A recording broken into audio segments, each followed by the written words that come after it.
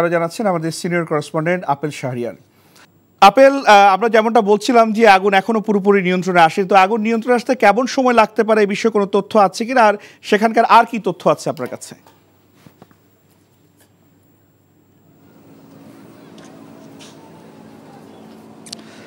গাজীটার কারখানার যে আগুন গোডাউনে যেটি লেগেছিল তা এখনও জ্বলছে। ফায়ার সার্ভিস আপ্রাণ চেষ্টা করছেন আগুন নিয়ন্ত্রণে আনার জন্য, 12টি ইউনিট কাজ করছে।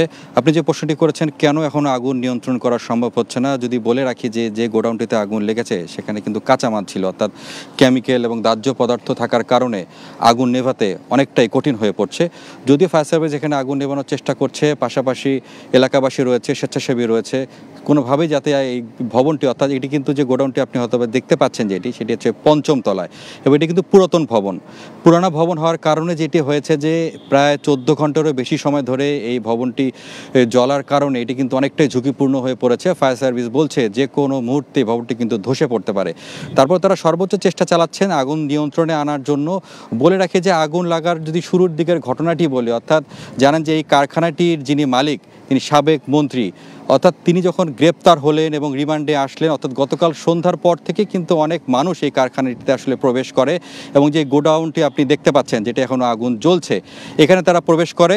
অর্থাৎ 5 আগস্ট সরকার পতনের পর থেকে কিন্তু কারখানাটি বন্ধ ছিল, এবং পালাক্রমে আসলে এখানকার যে কর্তৃপক্ষ রয়েছে তারা আসলে নিরাপত্তা বাহিনী দিয়ে এটাকে আসলে আপনার নিরাপত্তায় নিয়োজিত ছিলেন। অর্থাৎ গতকাল থেকে তারা যখন এখান থেকে সরে যায়, সাধারণ মানুষ যখন এখানে প্রবেশ করে অর্থাৎ রাতের দিকে, অর্থাৎ 10টার দিকে এইখানকে হঠাৎ এই কারখানার যে গোডাউনটি যেটা আপনি দেখছেন এখানে কিন্তু আগুন লেগে যায়। আগুন লাগার কারণে হুড়োহুড়ি করে অনেকে আসলে বাইরে বের হয়ে আসতে পেরেছে।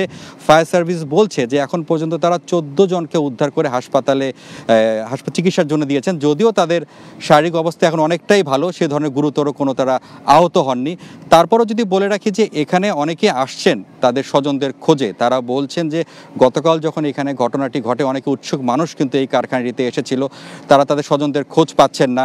এই জন্য ফায়ার সার্ভিস যেটি করছেন যে তালিকা করছেন, যাদেরকে খোঁজ পাওয়া যাচ্ছে না, যাদের স্বজনরা যারা এখানে এসেছেন তাদের তালিকা করছেন, এবং তারা বলছেন যে এখনও যেহেতু ভবনটি পুরোপুরি আগুন নিয়ন্ত্রণে আনা সম্ভব হয়নি, আগুনটি নিয়ন্ত্রণে আসার পর তারা আসলে ভবনের ভিতরে প্রবেশ করবেন কেউ সেখানে আছে কিনা।